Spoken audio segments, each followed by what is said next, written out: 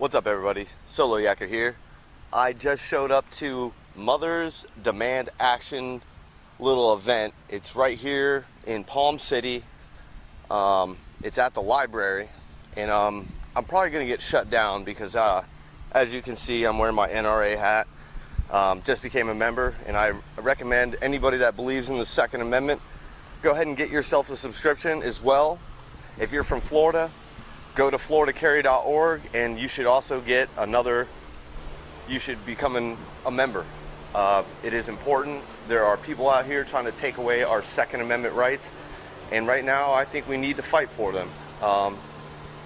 It seems like they keep growing and we keep getting smaller. I know that some of y'all might not have the time, but spend the time, because you know something, if you could hear some of the stuff that they say, oh man. But we're going to go in here and we're going to try not to get shut down. Solo Yakker, I'll see you on the flip side. Last year, I'm leaving the seat voluntarily. I'm not engaged. But I've been very, very active in schools since I got my master's degree in education. I taught for almost 20 years. I'm still in education. I have 6 children and a husband who's guidance counselor at the high school. So we are very, very involved in schools and what's happening here. As a school board member, I'm just going to start with a few things that have happened in terms of safety at our schools. Back in 2004, we really started looking at the schools were far too open. The campuses were very open. You literally, I'm just going to be really honest here, I was teaching at the time, and I saw it was a long time ago, I don't know how many of you remember the issue that happened in Russia with the people who went into the school cafeteria with the children. You can go research it. It was quite tragic. And I was working at Palm City Elementary at the time, and I thought, oh my gosh, you could literally just pull up and walk into the cafeteria and be inside in 2 seconds and have all of our children in one spot at one period of time. So I started advocating for more closed campuses, which a lot of people get upset about because they look like prisons. But our primary goal at school is to keep children safe. The secondary goal is education, but if kids don't come home safely, then that's a problem. So we created single points of entry at all of our campuses. That took several years because it's millions of dollars when you start looking at the infrastructure to do that. So we did single points of entry. We created campuses that were environmentally safe in terms of how they were set up, so it was more difficult to get in. The single point of entry was one way that you put trees out in front in certain places, or you remove trees so that there was better visibility. And then we started crisis training with Alice recently. So all of our teachers and staff get Alice training. And I don't know how many of you have seen the Alice training program, but all of the parents in Martin County were invited to view it online for quite some time. So you can go through that and see what it is. And it's actually very different than what you would traditionally expect, or what we were all taught to do previously in terms of lockdown procedures, which is go hide in a corner and be really, really quiet. It's actually almost quite the opposite of that, which is you be really, really quiet and lock that door, but the second you're threatened, you move and you yell and you scream and you get out, because and there's a whole lot of data that I won't go into here because we have a limited amount of time, but all of the studies show, and the experts have told us, that's the way you get out of situations. We used to, and there's a lot, I have to tell you, there's a lot I can't say because I don't really want the general public to know what our procedures are in the school, because then kids aren't safe. So if I kind of stutter over a couple of things, I'm in my mind thinking, this is something that the general public should know. But know that our primary goal is keeping those kids safe. And that Alice training, which is public knowledge, so anyone who wants to see Alice and view it online and view what it is, I was very impressed with it. I was very impressed with the procedures and how they train the students. And I've actually been quite impressed with, even with all of the school shootings that have gone on, how few children, and please don't take that to mean that I don't think every single child injured is a tragedy, but how quickly people act, how quickly people keep children safe, and even people that are not trained. Now the most important thing, one other thing with the school district, we've also put in a crisis go system. We did that last year prior to Parkland, and that system was a phone notification system so that we know where every child is all the time, and we can alert teachers and staff if there's something going on campus. So that system was approved for purchase last year. And when I got on the board, safety was really, really important to me, so I requested some executive sessions. There's very few times where the school board can go behind closed doors and it's not public record. It's only for negotiations and safety. So I said, we need one of those. And we need to talk about where we are with safety in the district.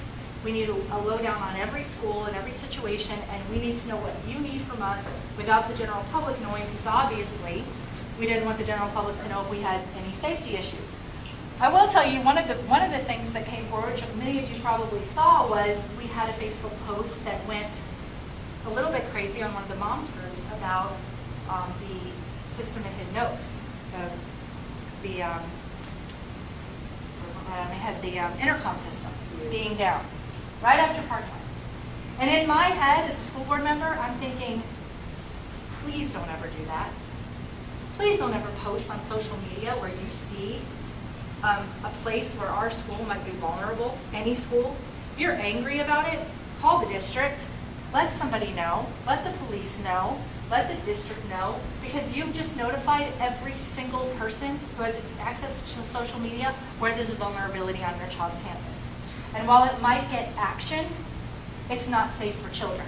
So, and it was something that we were already dealing with, and there was a delay, a bit of a delay because of some other red tape issues, but it would have been dealt with, I can promise you that. But those are some of the things that have happened in the district where, first and foremost, kids have to be safe, and then we need to act. Now, I will tell you that we got a lot of media press and coverage over after the Parkland shooting. Tallahassee, who there's no love lost with me in Tallahassee, I have to tell you this. Were just the heroes, and they rode in on white horses, and in 2 weeks they found $90 million for school safety. And I was just like, I could buy a car in 2 weeks. And then to find $90 million. And I knew exactly how it was going to play out, and unfortunately this is how it's played out. They said, okay, we're sending $90 million down to school safety. Well, our local community, that translates to Martin County just got $90 million. That's not actually what it translates to. What it translates to allow guardians in our schools, which guardians was, you're going to allow teachers to carry guns. They couldn't be instructional staff. They could be custodial workers.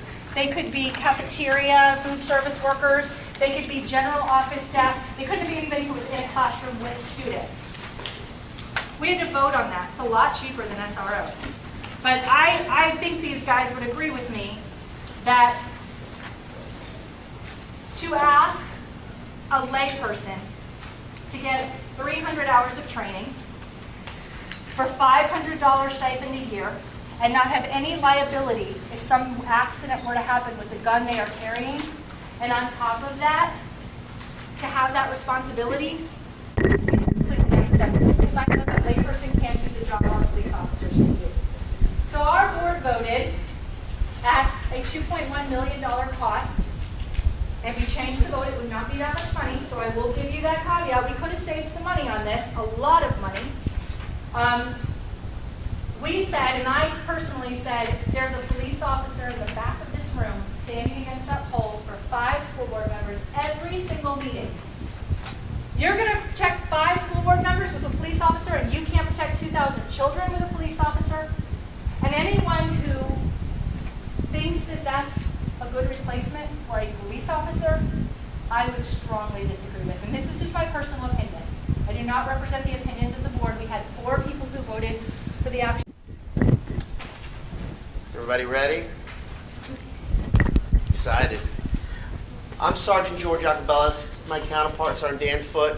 I just spent 3 years as the school resource sergeant supervisor for the schools. I recently transferred to community policing, and actually Sergeant Foote and I will be supervising all the schools this upcoming school year. So we'll try to touch on as much as we can. We'll answer some questions, and there's obviously some things we can't discuss. I don't really have anything pre-planned to speak about. If you want to just fire away at some questions or some concerns, we can get right into that. I think Ms. McSorley touched on it really greatly, and just to touch on one thing, we do have a great partnership, the Sheriff's Office, the school board, and the school district. Mission number one this entire summer has been to fortify our schools and keep the kids safe. Right now, the sheriff has pulled from other divisions to staff these schools. We currently have 23 deputies assigned to the schools, and 12 of them are actual SROs, and others are now my community policing officers, myself, as well as detectives, traffic personnel, law enforcement officers, to augment the staff here so we can meet the requirements from Tallahassee, as well as to keep your kids safe. I will touch on this a little bit. The guys and gals we have in the SRO unit don't necessarily, these aren't jobs that people take. They're trying to get promoted, they're trying to go somewhere else, they're trying to catch the bad guy. They do it because they care about the kids. 90% of our SROs have students within our school system here in Martin County. They take on this task to keep their kids safe, other people's children safe. It's a job that they don't take lightly, and they take very seriously. So what I'd like to do is, if it's okay with Ms. McSorley, jump right into the questions to kind of get to that. If anybody has a question. Yes, this young lady right here. Is IRSC included with any coverage since we have children with dual enrollment? As far as Clark Advanced? No, IRSC, because some of our kids in high school have dual enrollment. IRSC has their own security Okay. personnel that patrol their campuses. It doesn't fall under statutorily what we're responsible for as far as local sheriff's office, but they do have security, and we've been in talks with them as well. I have a question. My kids blood volunteers this year. I know I'm going to get a background check. Just wondering, though, they do have a policy where they let parents or whoever really come on campus and they speak just like their license and let them like for lunch or special events. Is that something I should address with the principal? Because that does concern me that just anyone can come into their campus. Well, when we do the background checks for parents, so parents are no longer allowed, they used to a long time ago be able to take another child out for lunch, or these were years and years and years ago. Now you can come in, you can take your own child. We do have several situations on our campuses where there are certain people who are not allowed in the campus, even though they are a child's parent. So we're aware of all of those. If their background check is complete, not background check. well, Parents allowed. and they are allowed in, that's state law, Right, okay, statute, that is there, state law. yeah, we really, I don't love that. I know. So a lot of things the school district does, it's by law. We have to do whatever the law says, even whether we agree with it or disagree with it. So the place to get that change would be in Tallahassee, but that would require an extreme expense to get every single person background checked. Now, it's their right as parents, they're at a school, they can come onto campus as a school. But there are parents where think certain things and they're watching it, but no parent is allowed alone with anybody else's child at any time. So even out in the hallway, it's just not allowed. So if they don't have that background check. So that's sort of the firewall and fail safe. And we haven't run into any issues right now. I'm sorry, so we'll keep. Yeah, no worries. Yes, ma'am. My question is about school officer and one who voted for the Guardian program. So right now we have slated for a police officer and SRO to be in every one of our schools. We actually are asking for a millage increase on the ballot in August to add that millage increase. If it gets approved on the ballot, if we have the yes vote to get money into the schools, it will add another SRO at every single high school if the initiative passes, and it will add an SRO at Perkins and our Head Start program, where we have 100 children, almost 100 children at Perkins who aren't currently protected under the law or statute or mandate. So that's sort of my overview of everything. I have some information on the safety and security and taxes and what we're going to spend those on. I will tell you that we went through, I know it's a humongous expense, obviously we don't have enough money for what we need now, but is it something that in the near future maybe people could, PTAs could fundraise for something like that for their specific school? Is that not within the realm of reality? I will say this, we have the luxury of living in probably one of the best counties in the state of Florida. Our politicians are supportive. Our sheriff, our superintendent, our school board. We're pretty lucky here in Martin County. I will tell you, in my previous endeavor as a school resource sergeant, I met school resource deputies and administrators from around the state. I go to a conference once a year. So will be going this year with me. We got it pretty good here, and logistically, metal detector. I can't speak on if it's a yes or a no. Great idea or whatnot. But I will tell you, my office is at Martin County High School, and I couldn't imagine getting 3,100 people through metal detectors. Our car lines are bad enough. I think we know that. But it's kind of the reason why the staffing with the SROs at the schools becomes such a hot trigger topic, of having someone there. Is that a yes or no? It's kind of neither. We have talked about metal detectors as one of the initiatives, but it goes back to, and we've been working very closely with the Sheriff's Department. We have had numerous meetings, what works, what doesn't work. Y'all have to realize too, after Parkland, and I'm sure you guys got it too, our staff was literally in tears at every school because they were inundated with so many calls, and all of them with suggestions. I had somebody email me the very next day and say that they immediately needed to move all the kids to clear backpacks, or they weren't allowed to bring any backpacks, and we needed to check their shoes, and we needed to do pat downs, and just like the airport, and it became a fury. Yeah. And we have talked about metal detectors. I don't think it's out of the realm of possibility, but it does become a logistics issue. So prior to those going in, we would have to have a lot of meetings about what does this look like, because we really have about a 10-minute gap in the morning to get all these kids into school. Right, understood.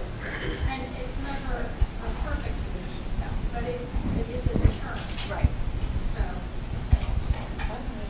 I'm sorry, ma'am. This young man right here.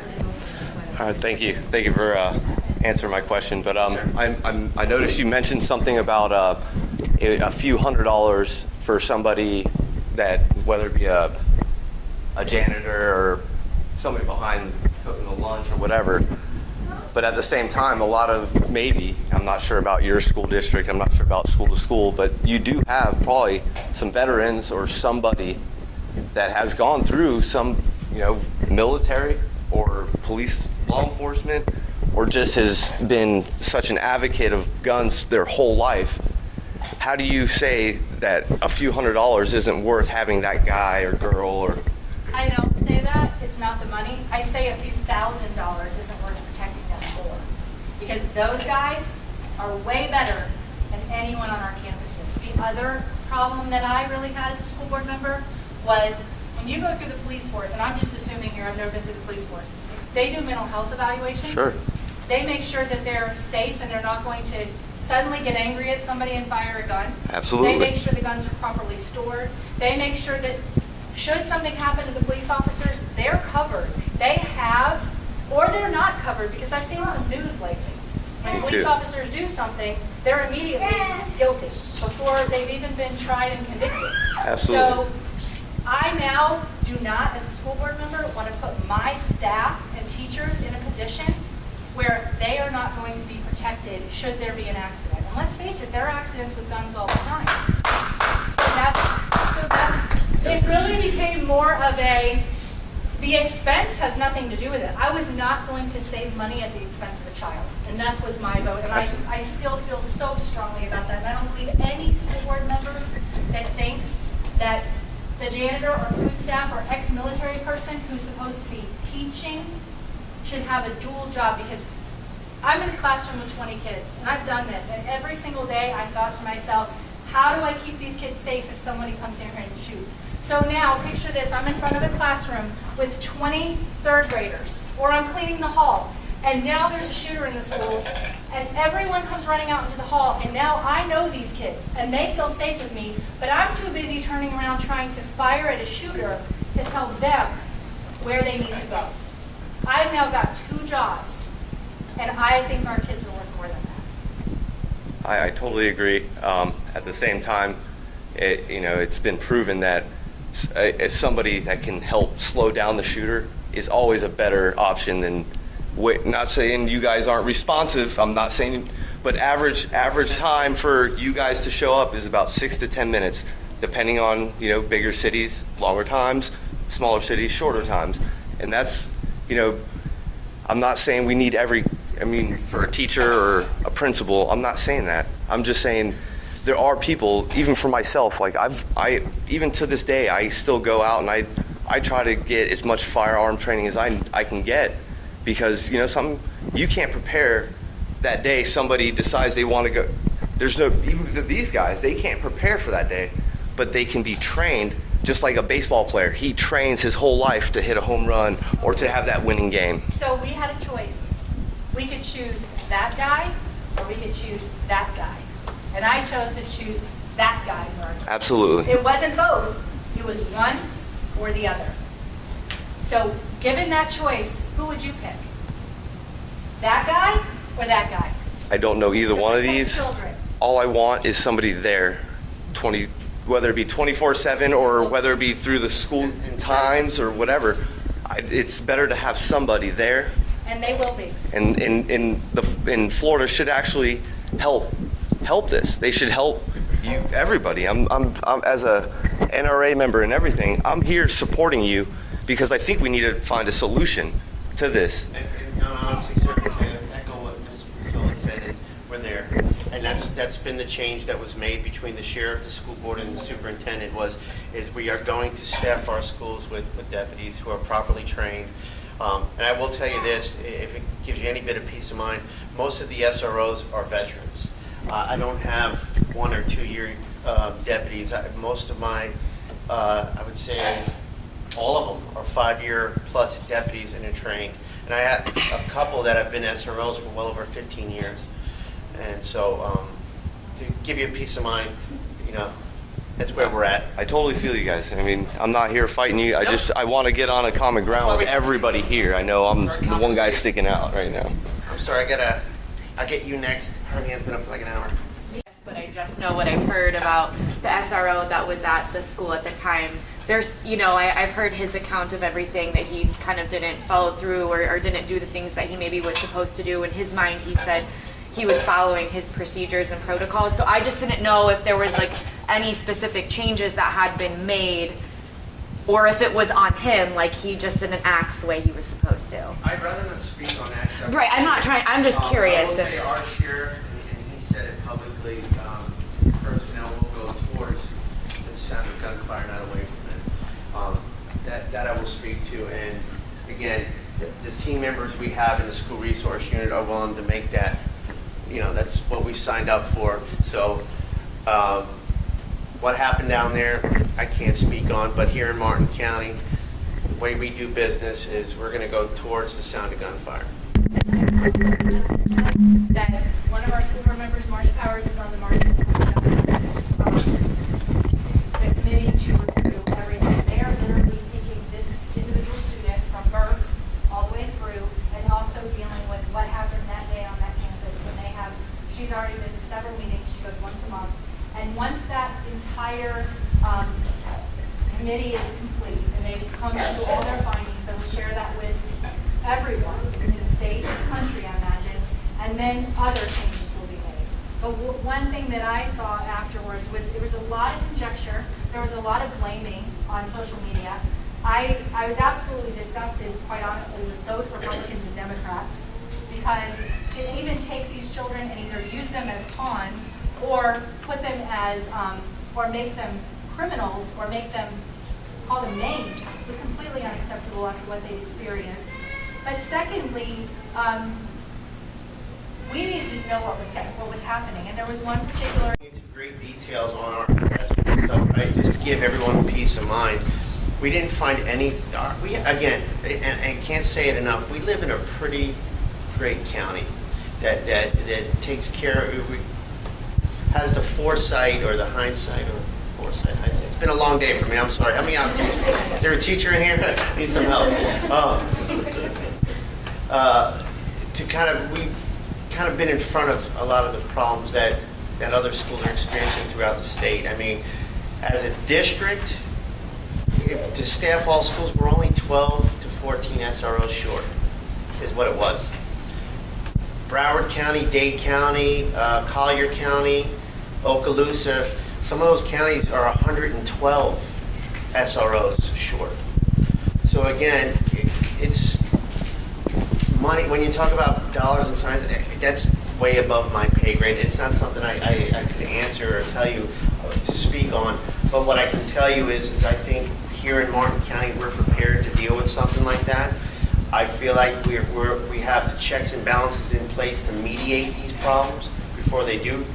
The sheriff's office has an in-house checks and balance to deal with the mental health that Ms. McSorley talked about. Our deputies have the ability to Baker Act, to evaluate these students. And to be honest with you, when it gets down to brass tacks, my deputies and Sergeant Foote's deputies know these students. They spend here, I mean, I have one, the Martin County, I don't know if anyone has a student at Martin County High School, Deputy Mormon.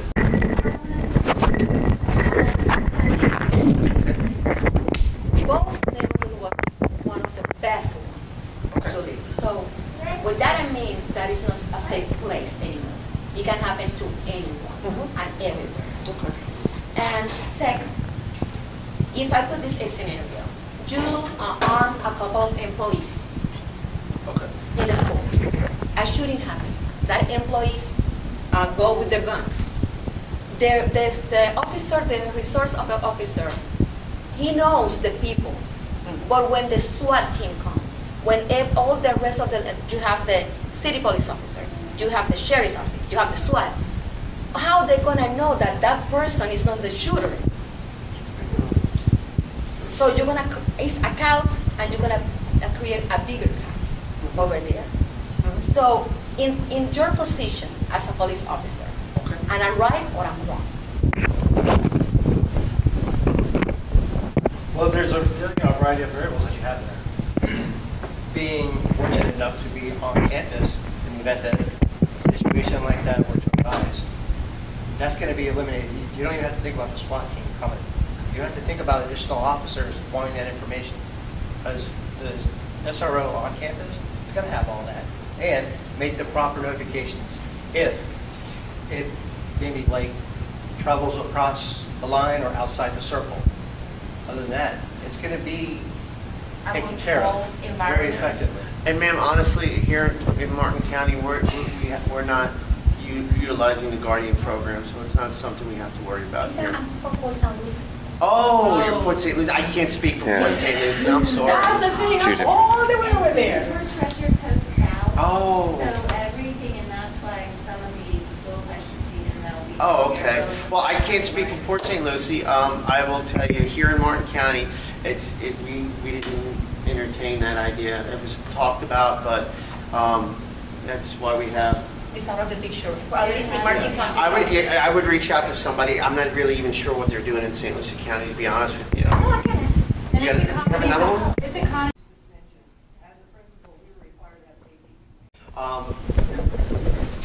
I will tell you this, and just bear with me with this caveat. Years ago, when I was in high school, back before cell phones and the internet, we had a board meeting where I grew up to get the basketball team new school basketball uniforms. The auditorium was standing room only to approve the purchase of basketball uniforms. Okay? Fast forward a couple years to now. The way you can affect change is to talk to people and get them to meetings like this. Have their opinion heard. When you have the ears of the people that you want to talk to, that helps. Spreading the word that it's okay to come to these meetings, and we don't all have to agree, but the main point is being heard, because nobody knows everything, and sometimes it takes the person in the back of the room in the corner to have the best idea. You know, it was told me once when I was in college, it was a tractor trailer stuck under a bridge up in New York, and no one could figure out how to get the truck out. They tried everything. They talked about cutting the bridge down. A 5-year-old child came by and said, "Why don't we let the air out of the tires?" And they pushed the truck through. So all these highly educated contractors and all this other stuff couldn't figure out how to get this big old truck, and some kid sucking on a lollipop came by and pointed at the tires and said, "Why don't we take the air out?" It's a true story. I don't even know if it's on Google, but it's a true story. I trust the teacher that told me that story. Change. If you have children, grandchildren, nieces, nephews, talk to them and get their face out of the cell phone. Real information comes from y'all, not from sticking them in front of a TV or a cell phone and telling them to read it. It's talking to your kids, educating them, spend a little bit more time with them. I have kids, and I try to make a point. My son's 20, he didn't want to talk to me. I'm not cool anymore. But I try to make a point to have dialogue with him every once in a while, where he's not staring at his cell phone, checking how many likes he's getting on a selfie he took with his girlfriend. We have to be out of this room by 8. Oh, we're done. Unless somebody has anything else. Yeah, just one real quick question. This is I've heard a lot about the mental health issue, and you guys see, as the youth, and we saw what happened in Parkland, FBI, whatever failed, blah blah blah. But what do we do going forward? Like, there are you can't speak for the FBI or the FDA or anything, but at the same time, we know the kids or adults or whoever are getting these drugs that are for mental instability. How come we can't just put like a little strike on them saying, hey, until you get this thing fixed, you can't get a weapon? Because I know I just went through my concealed weapons course, and I think it's like question number 14. Have you ever, mental health issues? And then another one's like, domestic violence. All these things are important for me, for anybody to keep people safe. But at the same time, if the government, I'm not saying you guys, but they just oversee that, how do we solve that problem? I know I obviously for you guys it's easier because you're like, that guy, he seems like he's a little whatever, and you keep an eye on him, but how do we? Well, the legislation, I need some help. Where'd my teacher go? She left. That changed a lot of stuff. There's checks and balances put into the new House bill that came out, dealing with the school stuff as far as mental health and buying firearms. There's a new risk protection order that has been instilled where, when someone's Baker Act, we can take their firearms from them Or and just stuff like that. So just even there a is strike checks and on their balances. license, just when they go to buy that firearm, it's like, hey, it's like a red belt, even if before the courts, like I said, once again, it's like, we know that they're getting these drugs. Yes. Why don't we just, they go to get that drug, they're like, here's my ID at the. It's a great question. I don't have the answer. Yeah, I know, for and it. I'm unfortunate. I know you couldn't answer, but that's how I feel about it. There's ways of us saying, hey, we know who's getting these drugs, or we know who the mental problems are. Let's go ahead and just, as soon as they take their ID and say, I want to buy a rifle or I want to buy a handgun, it's like ding, ding, ding, ding, ding, ding, and that's not a winner sound. That's you're not getting your gun today. I got you. Talking about supporting having veterans, placed in schools. Last I checked, PTSD wasn't something that went away. So if you're saying, we can't have these people have access to guns if they have this stripe on their record, how's that going to work? Not all veterans have PTSD. I'm saying those ones that we know that have, there's probably hundreds of veterans that have been through Vietnam War that have never had that. Probably they may have some, but it doesn't affect them. There's clear cases of people that have PTSD that probably shouldn't have a firearm until they can fix that issue. If it's an unfixable issue, then I'm sorry. I want them to defend themselves, but at the same time, they're going to probably do more harm because of PTSD, which is a horrible. I'm not saying it's great. It's horrible. I feel bad. I wish that it didn't happen to people, but at the same time, I can say, hey, look, man, until a doctor says you are safe for yourself and others, and that's mental health. It's like being a harm to others and themselves, and that's why they should have that weapon taken away. I agree with you, and I'm all for, gun reform, but at the same time, is that preventing people from saying, No. hey, I'm going to go out and, you know, I'm having mental health issues, I'm going to go out and speak to a doctor, are they then afraid that they're not going to be able to, you know, have the gun that they've had for 30 plus years because they don't want to have that strike? So is that just perpetuating the process? I know we need to go, and I'm on the same side. I think everyone wants gun reform, but, you know, it's pretty much a catch-22. And everyone wants jobs for veterans, everyone wants kids to be safe in school. Right. It's still a taboo. The mental issues are still a taboo. A lot of soldiers, a lot of people, even law enforcement, they suffer from that, and they don't look for help. So if they don't talk, we don't want to know.